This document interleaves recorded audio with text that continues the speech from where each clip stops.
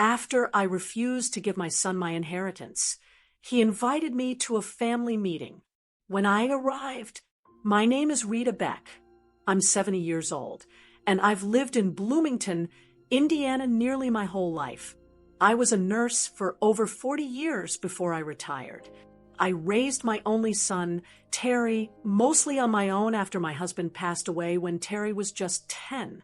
Life wasn't always easy, but I made do, saved every penny I could, paid off my house, and put away enough to make sure I wouldn't be a burden to anyone in my old age. Before we get into today's story, don't forget to subscribe for more heartfelt stories. Tell us where you're watching from. We love hearing from you. Share your experience in the comments. Last month, I made a decision that turned everything upside down. I changed my will. Instead of leaving everything to Terry, I named my granddaughter, June, as the main beneficiary. She's just turned 18 and heading to college. That girl has more kindness in her pinky finger than Terry has shown me in years. She visits every week, brings groceries, checks my medicine, helps with errands, never asks for a dime. She even calls just to talk. Imagine that. Terry, on the other hand, only calls when he needs something. A loan, a cosign, a quick favor. That always involves my checkbook. He used to be sweet when he was little, but something changed. He got older, hung around the wrong people, got deep into debt before he even hit 30. I bailed him out more times than I can count. At first, it was because I thought he just needed a second chance. Then I realized he didn't want to change. He just wanted money. So I met with my lawyer a few weeks ago and told him I wanted everything to go to June. The house, my savings, the small retirement account, even the land my father left me near the lake. My lawyer nodded slowly and said, "You sure he won't take this well?" I said, "He probably won't, but I've spent enough years hoping Terry would do right by me. I'm done." I didn't think he'd find out about the change so quickly, but he must have been snooping. That's Terry's way, always trying to stay one step ahead when it comes to money. Then, out of the blue, I get a phone call from him. "Hey, Ma," he says, all cheerful like he hadn't ignored my last 3 birthday calls. I was thinking, it's been too long. Why don't you come by this Saturday? We're having a little get-together. Just the family. I paused. Terry doesn't do family get-togethers. Not unless he needs something. And calling me Ma in that warm tone, that wasn't Terry. That was the salesman in him. The same one who once talked a neighbor into handing over her old car for a quick flip. Still, I said, "All right, what time?" 3 o'clock. "I'll text you the new address." "New address?" I asked. "Yeah, we just moved. Bigger place." "You'll like it. Bigger place." Huh?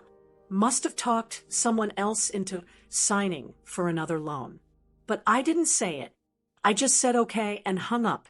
I sat at my kitchen table for a long while after that, looking out the window at my little garden. The sunflowers were just starting to come in. June planted them for me this year. Said I needed more color in my mornings. My stomach felt tight. I knew something wasn't right. You raise a child, you learn the difference between a real smile and the one they practice in the mirror. Terry was planning something. I just didn't know what. I thought about calling June, maybe asking her to come with me. But I didn't want to drag her into it. She'd already taken enough sides in this family just by loving me out loud. And besides, I wanted to face whatever this was head on. No hiding. Saturday came quicker than I expected. I put on my best blouse and slacks, brushed my hair back, and packed a small notepad in my purse, just in case I needed to write anything down. Old nurse habits die hard. I stood in front of the mirror before I left, staring at myself. My face has more lines than it used to, sure. But I know what I see in the mirror. A woman who's been through a lot and is still standing. Stronger than folks give me credit for. as I backed out of my driveway and started heading across town. I kept thinking, what kind of son waits until he hears about a will to ask his mother over? And why now? I didn't have the answers then, but I was about to find out. Dennis and I didn't have much starting out. We got married young, moved into a small 2-bedroom rental off State Road 46, and built our life piece by piece. He worked long hours delivering supplies, and I did the night shift at the hospital. We pinched every penny. I packed his lunches in old bread bags, clipped coupons on Sundays, and kept a notebook by the fridge where we wrote down every dollar we spent. We didn't mind it, though. We had a plan to buy a home, raise our child right, and retire without debt. We weren't after big vacations or new cars. We wanted peace. That's all. When Terry was born, we were over the moon. Our only child. Dennis used to call him Little Man and carried him around the house like he was royalty. For a while, it was picture perfect. But things started shifting when Terry hit his teen years. He got clever, too clever for his own good. I caught him forging Dennis's signature on a school form once. Said it was no big deal. Then it was forging my name on a field trip check. Then on a withdrawal slip for his savings account. Always with a grin, like it was funny. At the time, we chalked it up to teenage rebellion.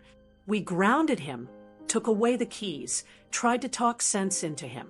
But Terry didn't listen. He had a way of twisting things, turning it back on us. You don't trust me. I'm not a kid. It's just $50. College didn't help. He got into Indiana State on a partial scholarship.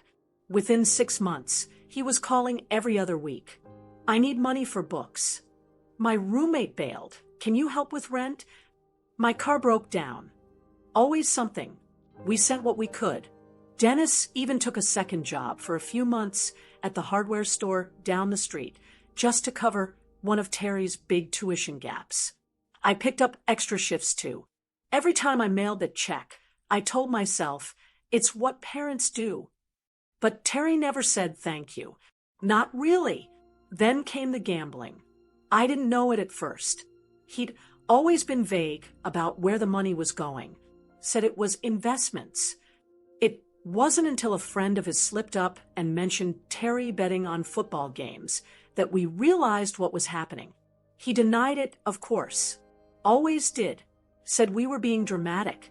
By the time he turned 25, we'd given him close to $90,000. Not all at once, but piece by piece over the years. Loans, car repairs, emergencies. Not a single penny came back. When Dennis passed away, Terry didn't cry. Not once. At the funeral, he was mostly outside, taking phone calls. Later that week, he asked me if Dad had any life insurance left over. I didn't even know how to respond. I started seeing it clearer after that. Terry didn't visit unless there was something in it for him. He always had a reason, some deal that needed just a little help, or a car that was almost his if he could just get a quick loan. The real breaking point came about 2 years ago. I was paying my water bill when I noticed a piece of mail from a mortgage company I didn't recognize. At first, I thought it was junk, but something about the envelope made me open it. Turns out, Terry had tried to refinance my house. My house. Without my permission. He'd forged my name on some preliminary paperwork and listed himself as a co-owner. I nearly passed out reading it. I called the company right away and explained everything. They were apologetic, but said it wasn't the first time they'd seen something like that. I sat at the kitchen table for hours that night, staring at the wall. It wasn't just the money. It was the betrayal. That house meant something. Dennis, and I paid it off after 32 years. No help, no shortcuts, just hard work and quiet sacrifice. I used to imagine growing old in that living room, maybe June playing piano during the holidays, me dozing off with a blanket on the recliner. That house was peace. And Terry tried to use it like a pawn. That was it for me. The next week, I called my lawyer and changed the will. I left Terry a modest amount, enough so no one could say I cut him out completely. But everything else, the house, the land, the savings went to June. I didn't tell Terry. I figured he'd find out eventually. I just wanted to make sure that when I'm gone, my legacy doesn't go down a drain. It wasn't an easy choice. No mother wants to admit her own child might not have her best interest at heart. But I had to stop pretending. I've lived long enough to know this. If someone only shows up when there's something to gain, that's not love, it's convenience. And now, after all these years of giving and hoping and bailing out, I was finally done. What I didn't know then was that Terry wasn't. He had one more plan up his sleeve. And it started with a friendly family meeting. Saturday afternoon, I pulled into a long driveway lined with tall hedges and a little stone fountain out front. Terry had moved into one of those newer neighborhoods on the west end of Bloomington, the kind where every house looks like it came straight out of a magazine. White pillars, clean shutters, porch swing that looked like it had never been sat on. It was quiet, too quiet. I parked my car and sat for a second, taking a deep breath. My hands rested on the steering wheel longer than they should have. I reminded myself I wasn't here to fight. I was just here to listen. I walked up the steps and rang the bell.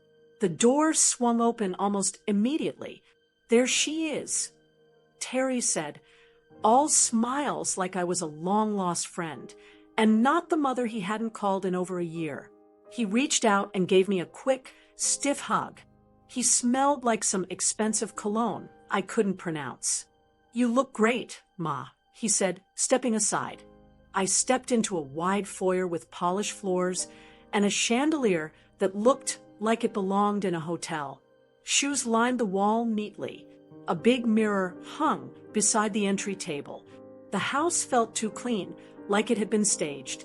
Then I saw who else was waiting. Lenora, his wife, sat on the cream-colored couch. Her legs were crossed, and her lips were pressed into a tight smile. She wore a sleeveless red blouse and had fresh highlights in her hair. I hadn't seen her in 2 years, maybe longer. She barely said hello. Next to her sat Dave, Terry's father-in-law, a man who once told me over Thanksgiving that old folks ought to start handing things down while they're still breathing. That was years ago, but I never forgot it.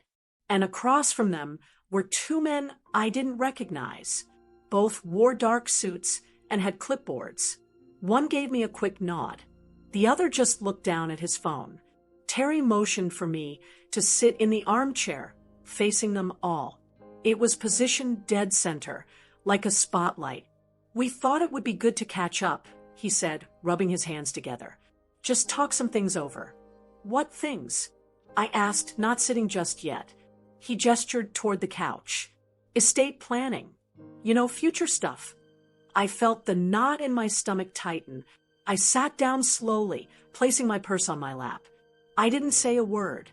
We just want to make sure everything's in place, Lenora said, her voice soft and sugary. For your sake. So you're protected. Protected? That's when I knew for sure this wasn't a visit. It was an ambush. Terry leaned forward. We've been thinking, Ma, about what happens down the line, and we figured it's better to talk now than later. I glanced at the 2 men in suits. One was flipping through a folder. The other had a tablet open. And they are. I asked. Oh, they're just here to help, Terry said quickly. They're financial advisors. Very sharp guys. They've helped us sort out our own stuff, and we thought they could help you too. I nodded slowly. You invited financial advisors to a family meeting. He chuckled. It's just easier this way. Dave spoke up. It's smart. Getting things organized now keeps the government from taking a chunk later. It's just being responsible. I already have everything handled, I said calmly. My affairs are in order. Lenora gave a little laugh. We know you're independent, but sometimes paperwork gets messy, especially when there's property involved. And other assets. Terry nodded. The house, the lake lot, the retirement account. We just want to make sure things don't get tied up if something happens. If something happens. I repeated, you mean if I die? The room got quiet. Well, Terry said with a shrug, you're not getting any younger, Ma. It's better to be realistic. I sat back in the chair. And what exactly are you suggesting? He looked at the man with the tablet, who stood up and handed me a printed packet. Just a basic document. Terry said, smiling again. It adjusts some things, moves a few pieces around. Nothing crazy. I didn't take it right away. When I finally did, I opened it slowly. It wasn't basic. Not at all. According to that paper, I'd be turning over power of attorney, naming Terry as executor, and adjusting the will to give him control of the majority of my estate, including my house. All while I was still breathing. I looked up at him. You want me to sign this today? Terry nodded. It just makes sense. You've always said you trusted me. Lenora chimed in. It's not about control. It's about making sure the right people handle things when the time comes. I set the packet down on the coffee table. I said I trusted you when you were 12. That trust doesn't stretch this far. Terry's smile faltered. You're making this harder than it has to be, Ma. I looked him in the eye. No, I'm making it honest. The room felt quiet again. Dave shook his head. You know, some people would be grateful for a family willing to help. I never asked for help, I replied. And if I did, it wouldn't come with paperwork. I stood slowly and picked up my purse. I won't be signing anything today, and I think it's time I left. Terry stood too. Just think about it, all right? This doesn't have to be a fight. I looked around the room, at the advisors, at Lenora's fixed smile, at Dave's crossed arms. It's only a fight if someone keeps swinging, I said. Then I walked out, calm on the outside, but my chest pounding like a drum. I knew it wasn't over. Not even close. I didn't even make it to my car before Terry followed me outside. Ma, wait, he called out. I turned around slowly. He walked up with that same practice smile and that smooth voice he's used on me 100 times before. Look, he said, I know that was a bit much in there, but can we just talk? Just you and me. I crossed my arms. What more is there to say? He held up both hands like he was surrendering. It's not what you think. We're not trying to take anything from you. It's about planning. That's all. I didn't answer, so he kept going. You've always looked out for this family. You raised me on your own. You worked hard. You've earned the right to rest and not worry. He paused. You won't need all that money, Ma. Not really. I looked him dead in the eye. And who decided that? He flinched a little but kept going. It's just, what's the point in sitting on it if you're not going to use it? We could invest it, put it to better use, help June with college, fix this house up, maybe even open that business I told you about last year. He didn't mention June much. That part was for show. He hadn't even called her on her birthday. Then Lenora came out, clutching at tissue and blinking like she just cried. I didn't want it to be like this, she said softly. We just want to make sure everything's done right. For everyone's sake. Dave stepped out behind her. Your son's trying to do the responsible thing, Rita. I'd think you'd be proud. That one hit me, harder than I expected. I had been proud once, back when he was still chasing dreams instead of shortcuts. Terry pulled the folder from under his arm again. Just look it over. Please. It's a small adjustment. I took it and skimmed through. It was no small adjustment. It named Terry and Lenora as primary beneficiaries. 80%. The rest was marked for miscellaneous family obligations. The house, the land, my retirement savings, it would all go to them. I closed the folder and handed it back. "I'm not signing anything today," I said. Terry didn't smile this time. Lenora stepped closer. "You don't have to decide now. Just think about it. Sleep on it." Dave chimed in. "I know you don't mean to hurt your own son, Rita, but what are you saying here? That he doesn't deserve anything?" "I didn't say that. You're planning to leave it all to June, aren't you?" Lenora said, voice shaky. "You think she'll do better with it than the man you raised?" I sighed. This isn't about who's better. It's about who's earned trust and who hasn't. Terry's face turned hard. "You're really going to do this?" he asked. "Act like you don't need help? You're 70, Ma. You don't drive at night. You forget stuff. That's not normal." I looked at him. "I forget things like what I came into a room for. That's not a disease. That's age. There's a difference." He stepped closer. "You're not thinking clearly. You changed your will without telling anyone. That's not normal either. I didn't need to tell you. But you should have. I'm your son." I shook my head. "No, Terry, you're a man who only calls when he wants something. This little meeting today proves that." His voice dropped to a near whisper. "You're acting senile." Lenora put a hand on his arm, like she was trying to calm him, but she didn't correct him. Dave muttered, "Might be time to talk to someone official before she gives it all away to a teenager." That's when I straightened up. "I see where this is going now," I said. "You're trying to build a case, trying to make me look unfit, so you can get what you want through the courts." No one said anything about courts. Terry said quickly, "You didn't have to." I turned and walked back to my car. Terry didn't follow this time. As I drove home, my hands gripped the wheel tight. I wasn't angry. I was disappointed in how low he was willing to go. And truthfully, I was scared, because I knew now this wasn't just about talk. They were serious. And if they were willing to throw around words like senile and unfit, then they were getting ready to push me out of the way entirely. When I got home, I locked the door behind me, sat down at the kitchen table. No TV, no phone, just silence. I thought about June. I thought about Dennis. What would he say if he saw what Terry was becoming? I reached for my old notepad and jotted down everything I could remember from that meeting. What they said, who was there, how they acted, just in case. Then I wrote one sentence at the bottom of the page. They're not going to stop. And I knew from that moment on, I had to be ready for whatever came next. The day after that mess at Terry's house, I called Carla. She lives 2 doors down and has been my friend for nearly 30 years.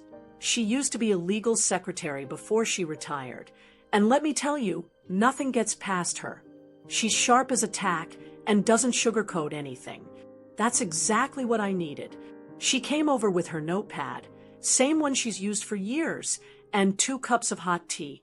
We sat at my kitchen table, same as we've done for birthdays, bad news, and everything in between. I told her everything, from the setup at Terry's house to the pressure, the accusations, and that last line about me being unfit.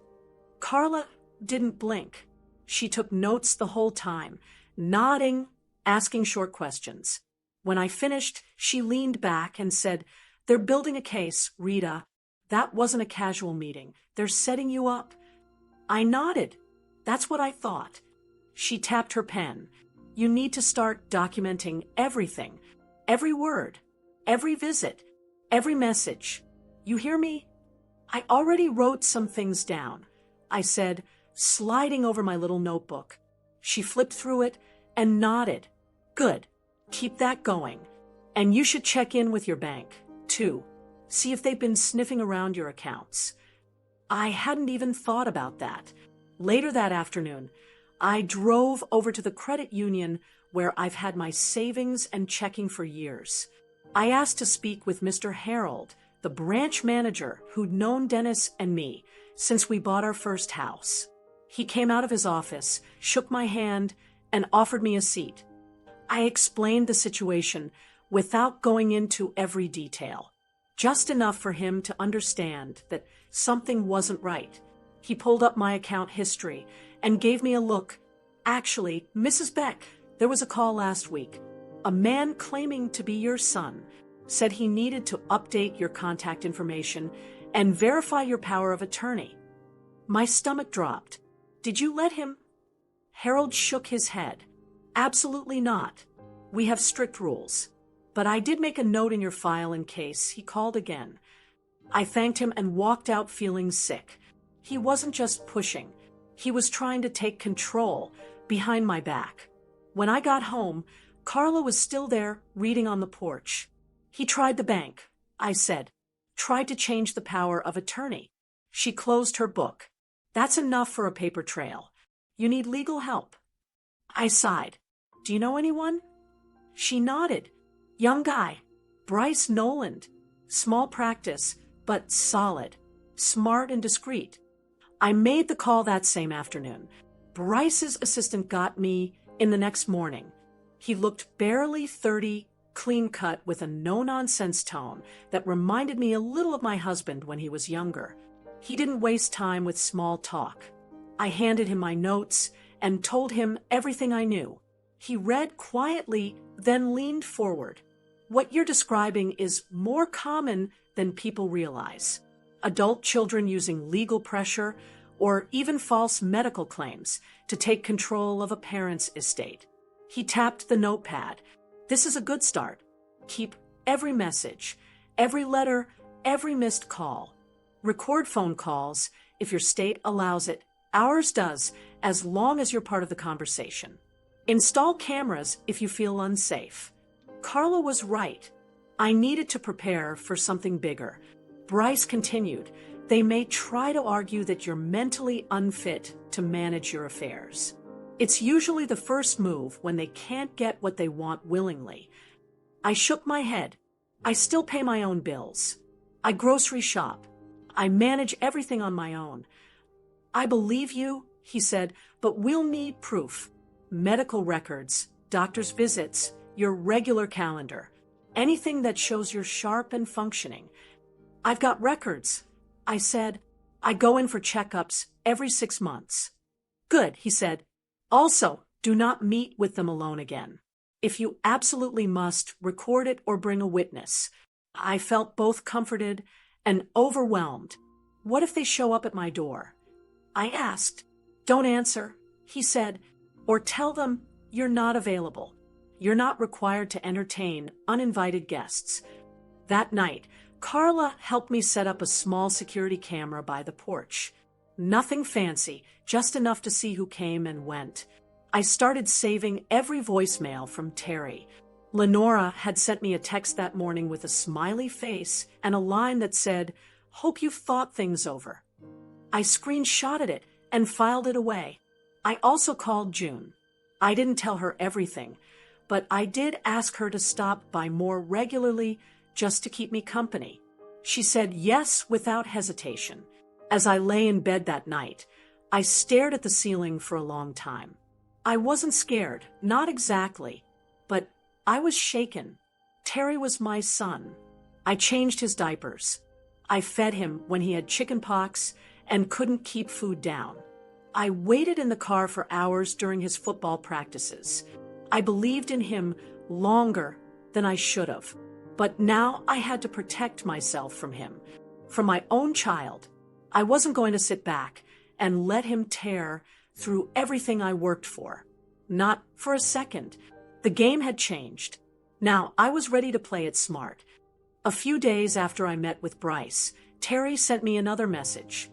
Let's talk again, just family this time. No drama. Just want to make things right.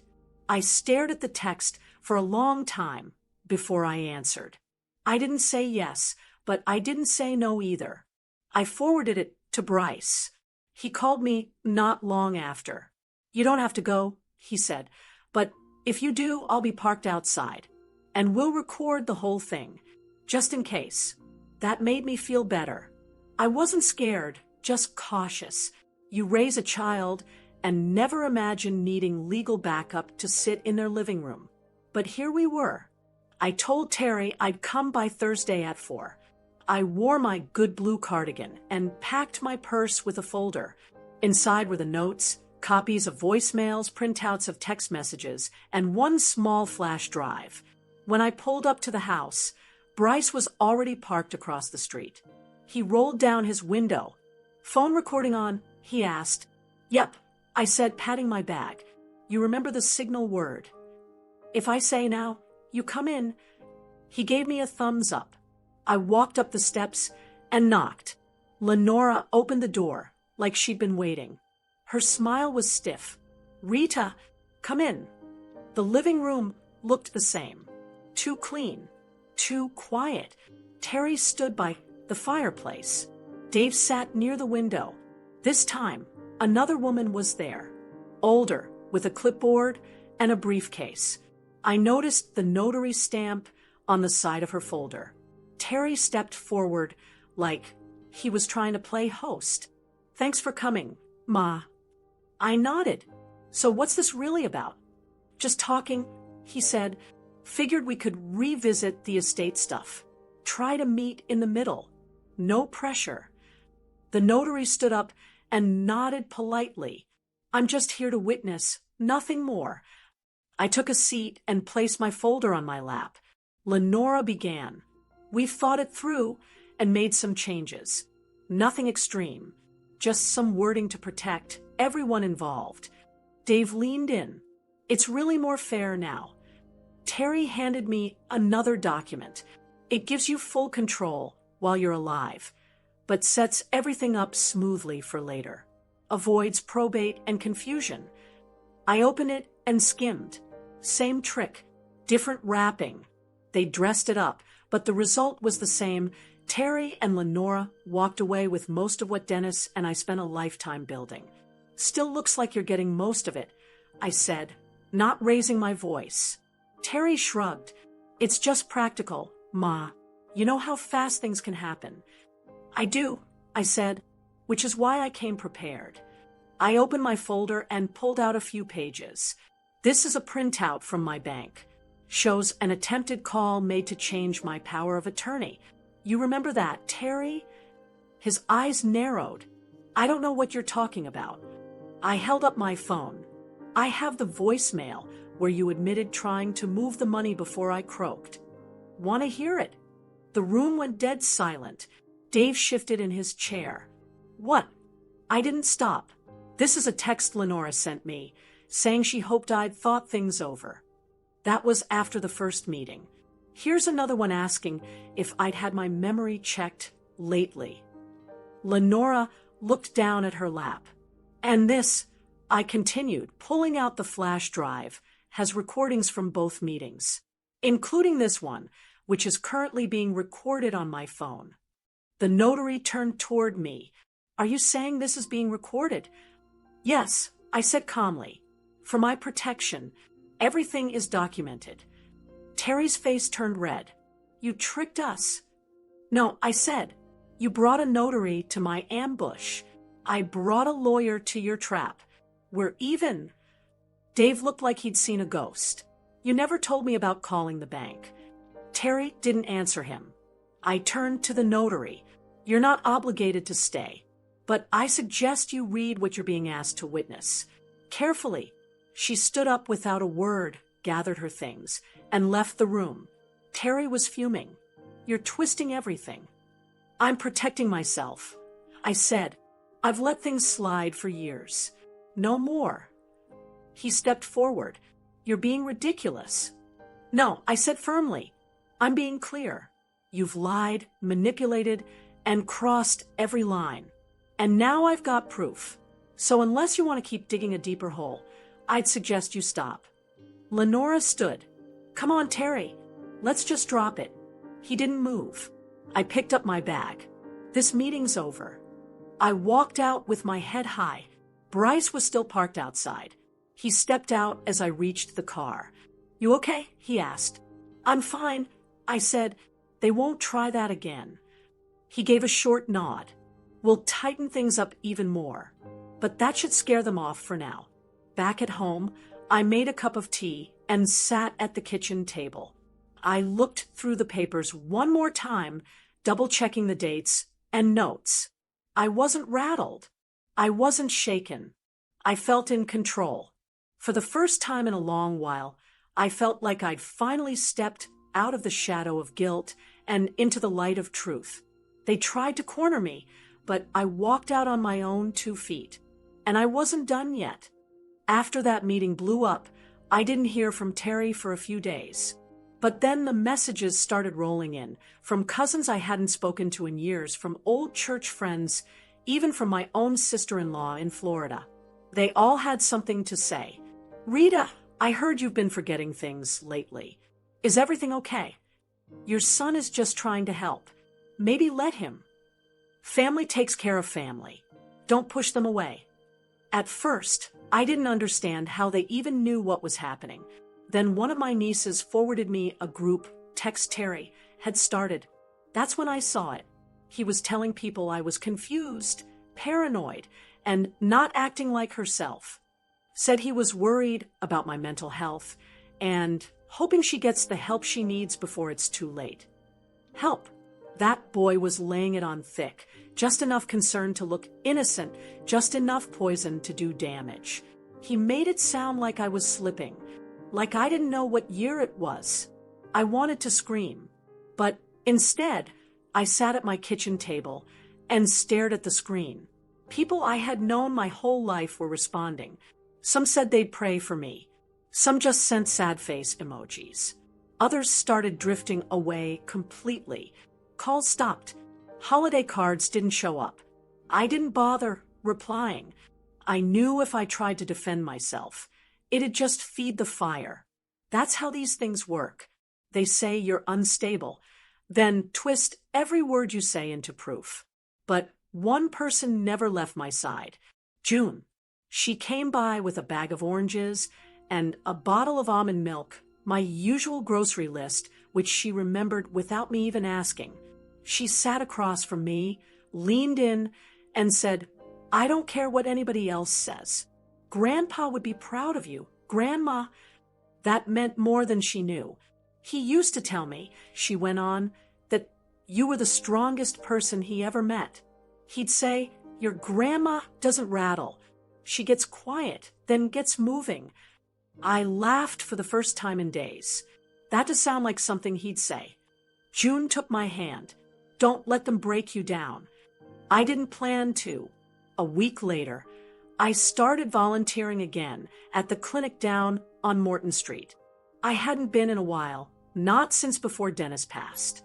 But walking through that door, with the smell of coffee and the sound of people moving around, felt like a piece of myself came back. They had me at the front desk, checking patients in, chatting with folks while they waited. It was simple work, but I loved it. I left every shift feeling lighter, like I still had something to give that didn't involve fighting off my own family. At home, I met with Bryce again.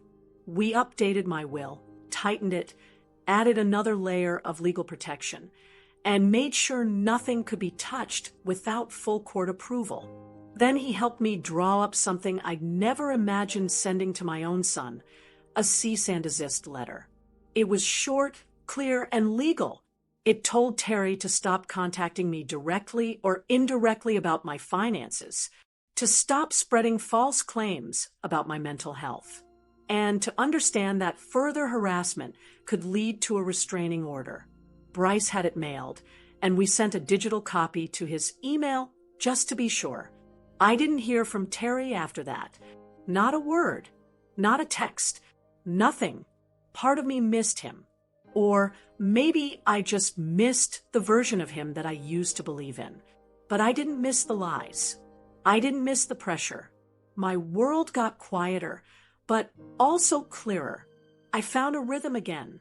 Volunteering, keeping up the garden, having lunch with Carla, and making Sunday dinners with June when she wasn't studying. I wasn't lonely. I was alone, but there's a difference. Lonely is when you feel invisible in a room full of people. Alone is when you sit in your own house, peaceful, knowing that the people who matter will still knock on your door. I thought about Dennis a lot during those weeks. I imagined what he'd say. Probably something simple like, "You did what you had to do." And I did. I don't know what Terry's plan is now.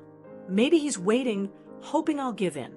Or maybe he's moved on to the next thing, looking for another shortcut. But I know one thing for sure. I'm not changing my mind. I'm not shrinking back. I'm not questioning myself. Not anymore. And if peace costs me a few people who never really stood by me in the first place, then it's worth every bit. Because real peace, that kind that lets you sleep at night without checking your locks twice, that's something nobody hands you. You earn it, and I finally have. It's been a full year since I stood in Terry's living room and said no for the last time. A lot has changed since then. June started college last fall, first in the family to go. She's studying nursing, just like I did. She earned a partial scholarship on her own, and the rest came from a fund I set up in her name using part of my inheritance. I told her it was a gift, but she calls it a responsibility. "Grandma, I'm going to earn this every day," she said when the papers came in the mail.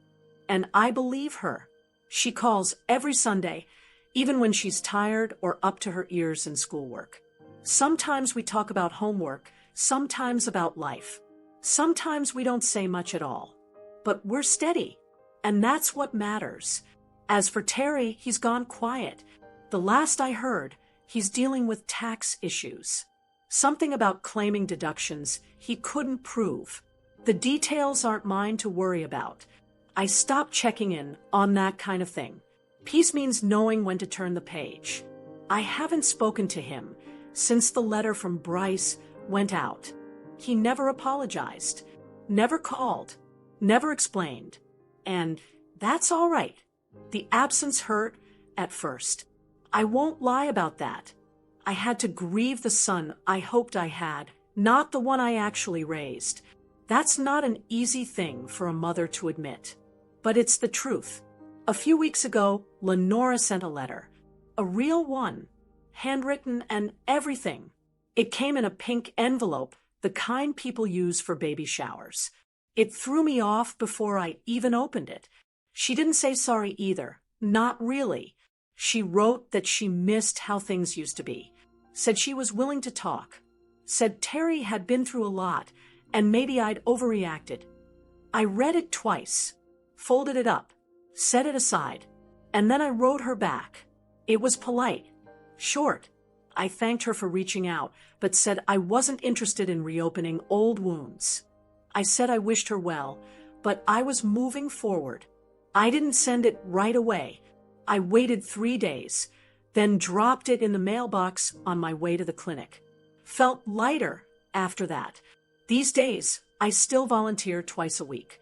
I greet people at the front desk, hand out forms, listen when someone just needs a few minutes to feel seen. It's nothing fancy, but it fills the parts of my day that used to be heavy with worry. Carla comes by every Friday, and we sit on the porch with tea. We talk about books or gossip from the neighborhood. She doesn't ask about Terry anymore. She knows I'm done explaining things I've already made peace with.